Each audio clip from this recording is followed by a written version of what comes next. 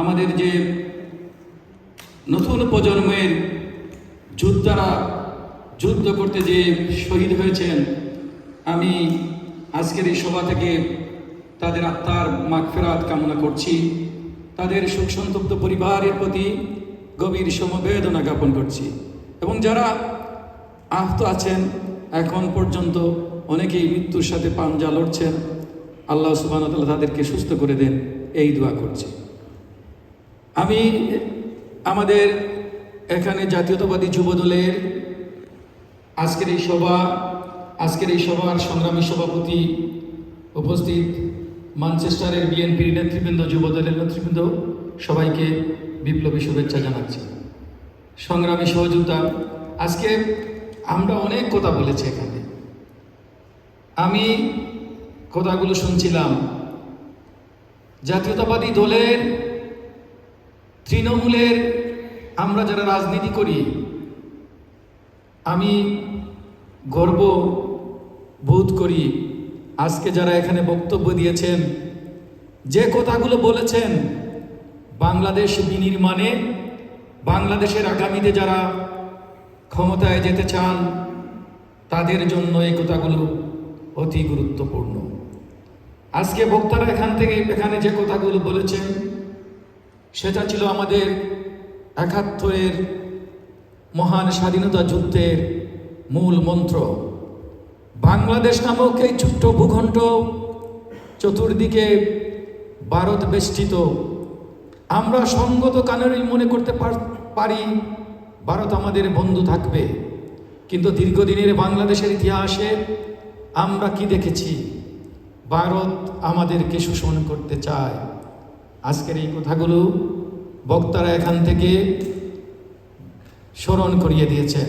আজকে যে ঘটনা বাংলাদেশে ঘটেছে, লিটন চৌধুরী বলেছে, আজকে বাংলাদেশে ইন্ডিয়া তার প্রতিটি বাঁধগুলো খুলে দিচ্ছে। কারণটা কি? যে জিজ্ঞাসা, তাদের দূষররা বাংলাদেশের মাটি থেকে পালিয়ে গেছে, তাই বাংলাদেশকে তারা শান্তিতে থাকতে দিবে না। সেই উপলব্ধি আমাদের করতে হবে, আমাদের বুঝতে হবে। আমরা তারপরেও ভারতের কাছে আমাদের দাবি থাকবে। আমরা বিশ্বাস করি আমাদের নেতা শহীদ রাষ্ট্রপতি জিয়াউর রহমান বিশ্বের মানচিত্রে বাংলাদেশকে একটি উঁচু রাষ্ট্রে, একটি মর্যাদা সম্পন্ন রাষ্ট্র গঠনের জন্য যে সংগ্রাম শুরু করেছিলেন, আমরা বিশ্বাস করি তারই সুযোগ্য উত্তরসূরি দেশ নায়ক তারেক রহমান আগামীর নির্বাচনে বাংলাদেশের রাষ্ট্রপ্রধান হবে। আমরা বাংলাদেশের মানুষ পরাধীন থাকতে চাই না, পরাধীন থাকার অভ্যাস আমাদের নেই। দীর্ঘ ৯ মাসের সংগ্রামের মধ্য দিয়ে আমরা স্বাধীন হয়েছিলাম পাকিস্তানিদের কাছ থেকে। আজকে আমরা ভারতের কাছ থেকে স্বাধীন, আমাদের নতুন যোদ্ধারা করেছে, তারপরে আমরা সম্পূর্ণ স্বাধীন সেদিন হব। সেদিন আমরা দেখব আমাদের রাজনীতিতে ভারতের হস্তক্ষেপ থাকবে না। আমরা ভারতের এই সরকারের কাছে দাবি জানাবো, যেটা ইতিমধ্যে আমাদের নেতৃবৃন্দ দাবি জানিয়েছেন। আমাদের বাংলাদেশের খুন, গুম, নির্যাতন, গণতন্ত্র হত্যাকারী শেখ হাসিনা আজকে ভারতে পালিয়ে আছেন। আপনারা যদি আমাদের বন্ধু হন, আপনারা যদি আমাদের শুভাকাঙ্ক্ষী হন, আমরা আশা করব, আমরা আশা করতে পারি আপনারা সেই খুনি শেখ হাসিনাকে আপনাদের মাটিতে জায়গা দেবেন না।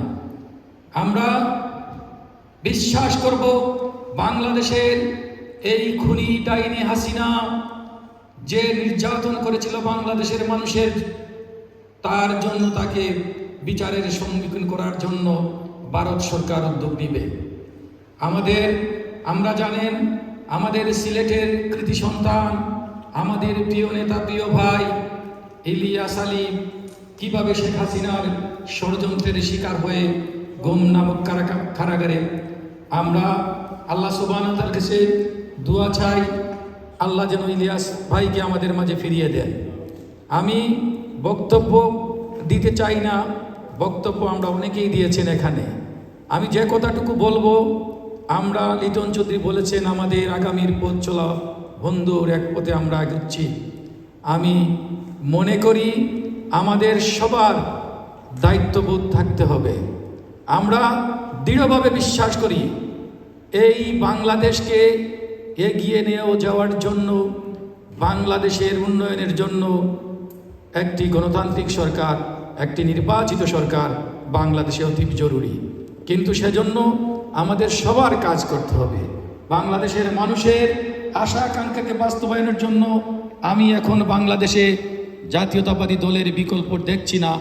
তারপরেও যেহেতু একটি সরকার এসেছে, দীর্ঘ 17টি বৎসরের জগৎতেল পাথরের মতো শেখ হাসিনার শাসনের রন্ধ্রে রন্ধ্রে যে দলীয় লোক তাদের তোষামোদকারীদের বসিয়ে গেছেন, সেটাই সেই জঙ্গল সাফ করার জন্য আমাদেরকে একটু পেশেন্ট থাকতে হবে। আমাদেরকে এই সরকারকে সময় দিতে হবে, সেটা আমরা মনে করি। তারপরেও আমরা সরকারের কাছে দাবি রাখব, যিনি আজকে সরকার প্রধান হিসাবে এসেছেন, আমাদের বাংলাদেশের গর্ব, শ্রদ্ধাভাজন যিনি পৃথিবীর মানুষ যাকে শ্রদ্ধা করে, সেই শ্রদ্ধাভাজন ব্যক্তি, আমরাও তাকে শ্রদ্ধা করি। আমরা বিশ্বাস করি তার নেতৃত্বে এই দীর্ঘ 16 বছরের জঞ্জাল সাফ করে উনি বাংলাদেশেও চিরেই একটি নির্বাচিত সরকারের প্রতিষ্ঠা করার সকল উদ্যোগ গ্রহণ করবেন। আমি আমাদের দলের নেতৃবৃন্দ, আমরা যারা ম্যানচেস্টারে এসেছি, আমরা আপনাদের কাছে কৃতজ্ঞ।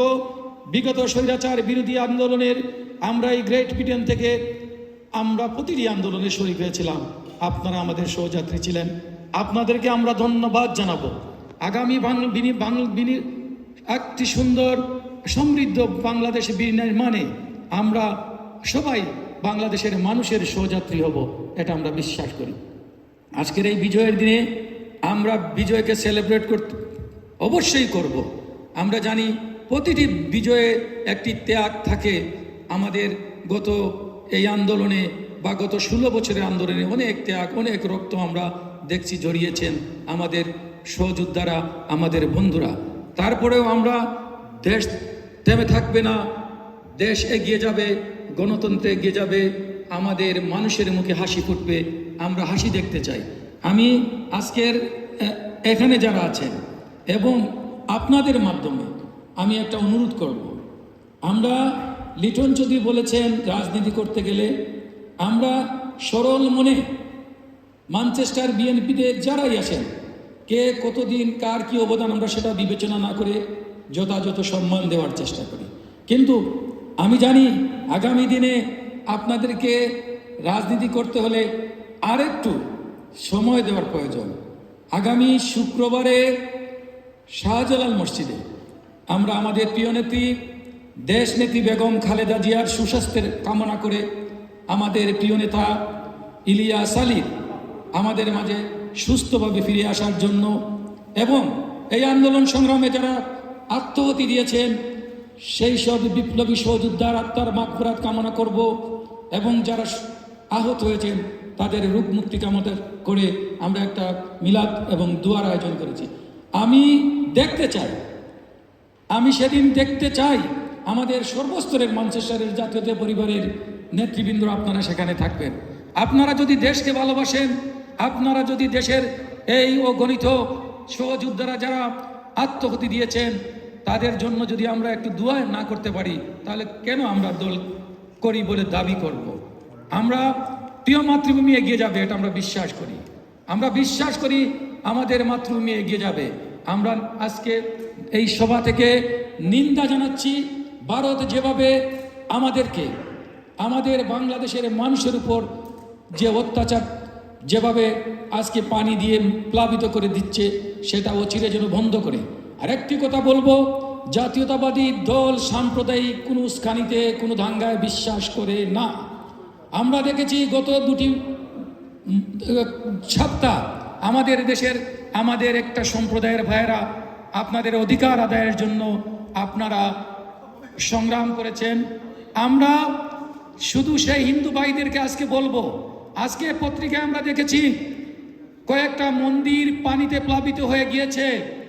আপনাদের কাছে আমাদের আহ্বান থাকবে, আপনাদের কাছে আমাদের অনুরোধ থাকবে, সত্যিকার অর্থে যদি আপনারা দেশপ্রেমিক হন, সত্যিকার অর্থে যদি বাংলাদেশের অখণ্ডতায় আপনারা বিশ্বাস করেন, তাহলে শাহবাগে গিয়ে ভারতের বিরোধিতা করার সাহস আপনারা দেখান।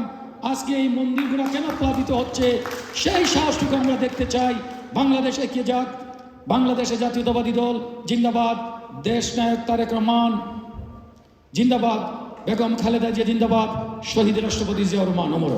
সবাইকে ধন্যবাদ।